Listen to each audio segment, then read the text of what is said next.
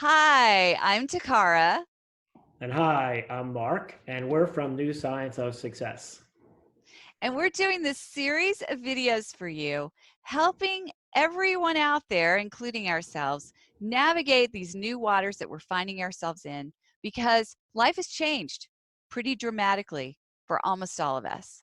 And so, whenever that happens, whenever there's a big shift, we lose something we hold dear, or there's a radical change, we go through a series of emotions. And so, this set of videos that we're creating is to help you understand that all these emotions you're feeling, which are maybe even kind of foreign, um, that you don't normally feel them very much, but you might be going through a whole series of emotions.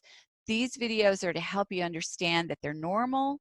It's normal to have these emotions. And just because you're feeling one way right now doesn't mean that you're going to be stuck there. Like, you will get over that feeling.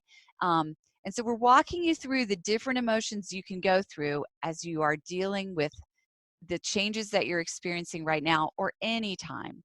What we're teaching will help you anytime at all that you're dealing with a big change in life, whether you're moving across the country, or you're starting a new career, or like we are now, we're all stuck at home because we can't go out because there's a pandemic happening.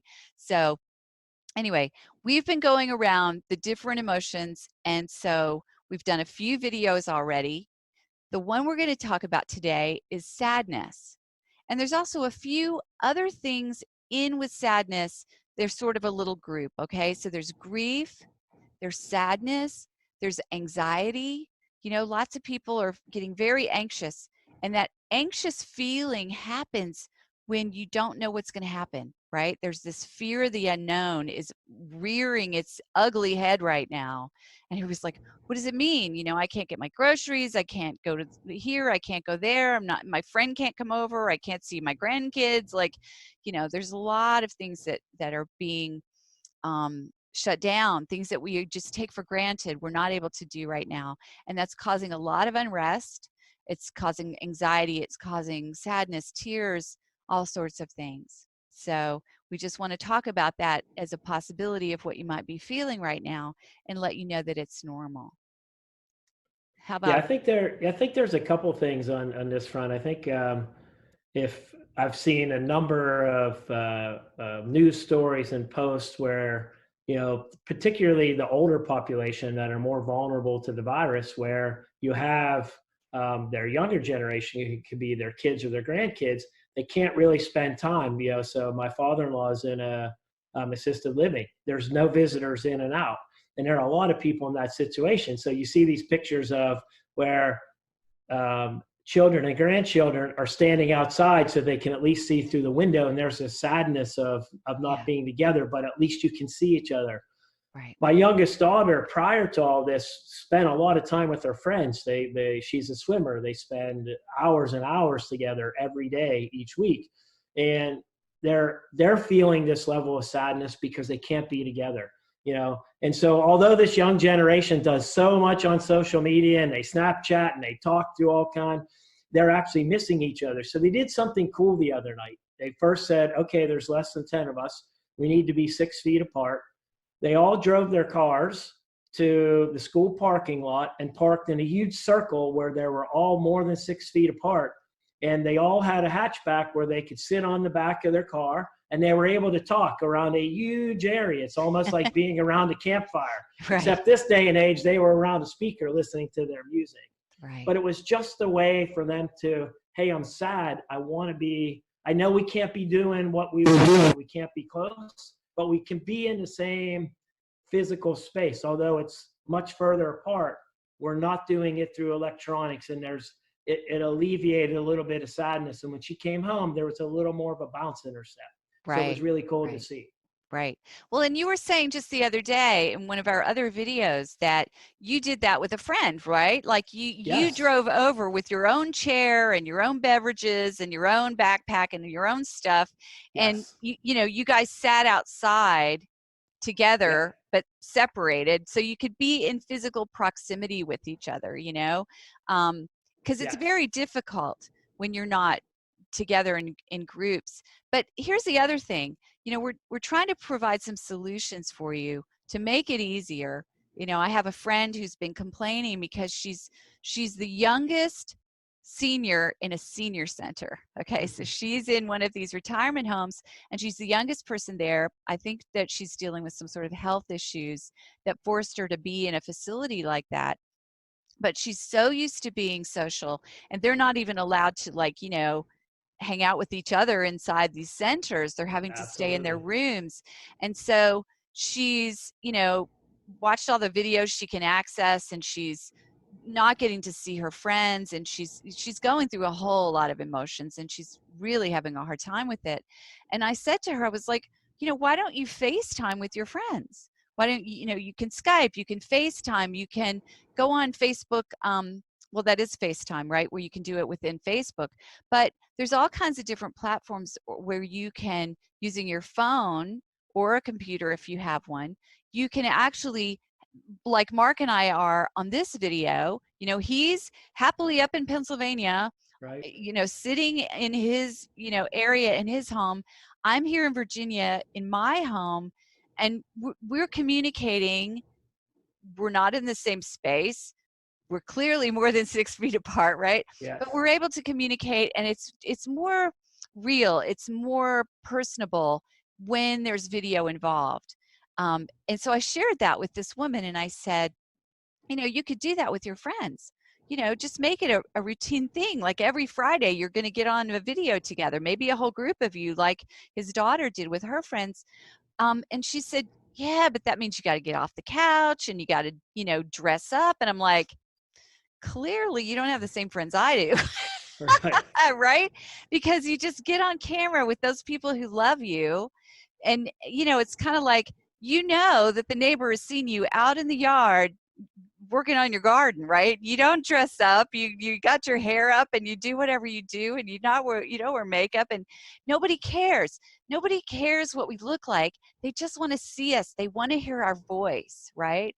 So this is a great opportunity for people to get over their discomfort on being on a camera, because that is a thing. A lot of people are uncomfortable with that.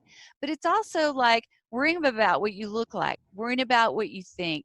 I was on a call just yesterday, and the lady said, if you're new at being on a video, what she does is she takes some sort of piece of paper, trying to find something that I could use.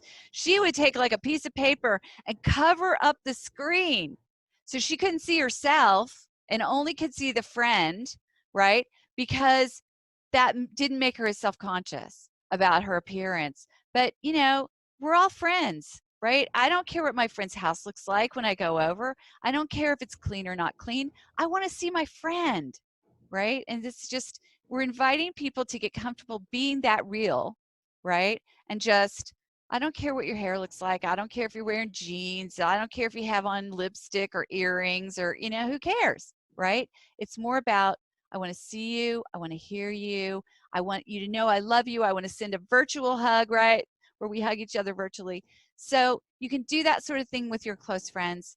And you can also do it with us on Fridays. Anyway, what else do you have to talk about, Mark? Well, I think that part that you bring up is kind of an interesting point about being comfortable on camera. I think one of the things you'll see now, if you watch any of the news programs where there may have been a round table in the past in studio talking to each other, now Yeah. everybody's separated. Yeah. So you'll even see people that have been on TV all the time, and now they're remote. And if you look, they're all at different states. Some are much better than others. So there's really no right or wrong way, kind of Yeah. good or bad. It doesn't really matter what you look like. It's just really kind of being present. And on that front, I have a good friend of mine who lives 170 miles away, and our kids are good friends. We're going to start doing, when we are together and we see each other, we love to play family games. Well, our kids like it more than we do, but we have a lot of fun playing. So what we're going to do, we are now going to do family games remotely through a platform like this, where we're on camera. You can do, we like to play Pictionary. That's because it's easier for everybody to play. Right. So there's so many things you can do. And particularly, there's no reason to feel self-conscious. Your friends who you're around, they see you in all kind of states. It's Right. just you, we by social distancing, we are feeling this sadness of this loss of connection and community. Right. Well, this one of the things that come out of that is what are other ways we can do that? Right. And maybe you're not one who's used technology in that way in the past. I've certainly not. I've used a lot of technology. Certainly, have not used it in this way a lot in the past. But boy, am I getting better and better at it. Like Right. so, and you will too. So it's Right. just you want to. Exactly. People need to be connected. Mhm. So if that's not happening in your friend group, you step up. You be the Right. leader and bring them together. It might be Exactly. somebody's out there just waiting for you to invite them. Exactly. Well, and I've got another story came to mind. This is the most beautiful example of how you can do this that I've ever heard of or seen anyone do. Um, a few years ago, well, several years ago now, um, I had started dating a guy, only briefly, but I had started dating a guy that I knew years and years and years ago, right? And so a lot of people that have over the years thought about this old boyfriend or girlfriend that they had many years ago, they've always wondered, I wonder what that person's doing. I wonder if it would have worked out if we, whatever. And I had a friend like that. She was like, there was this one guy from high school and they dated for years and she lost touch with him. And she heard my story about that was dating this guy briefly who was someone I knew many, many years ago. And so I said, don't give up, right? Don't give up looking for this guy. So she tried all the avenues she could think of, Googling and this and that, and she wasn't able to find him. But finally, she realized his sister had kind of an unusual name and their last name was fairly normal. So she was having trouble finding this kind of normal first guy name and this sort of normal last guy name. There were just too many of them. She was having no luck. But so she started looking for the sister and she did find the sister. And so through the sister, she was able to find this guy. She's living in New Mexico. He lives in London and is teaching at Oxford. Okay. So they're they're whole continents away, right? But they started talking to one another. And she said what they used to do when they were dating, they were both very intellectual. They would sit on opposite ends of the couch together and read, but they were in each other's presence, right? So they were together, but they were both doing their own thing, kind of. So as they started this relationship across the sea from one another, they started doing what Mark and I are doing on Zoom. They were doing it on Skype. Okay. And she happened to have two monitors, just like I do. Well, I have three, but she had two monitors. Okay. And he must have had a similar setup with multiple computers. And so what they did is they had one computer completely devoted to them Skyping, and they Skyped all day long. They left it open so they could go, she could be in the kitchen cooking and she could be shouting and he could hear her. It was as if they were in the same house together. And that they built a relationship that way. They now live together. They've been together for years. But they started like this. They started in whole other countries having Skype open, and you didn't care what you look like. You're just having a conversation. Sometimes you're looking at each other and actually seeing each other, and sometimes you're just hearing each other's voice when you're in different parts of the house. I think that's brilliant. I really do. Very good. These are hopefully what we're doing is bringing you some ideas. Right.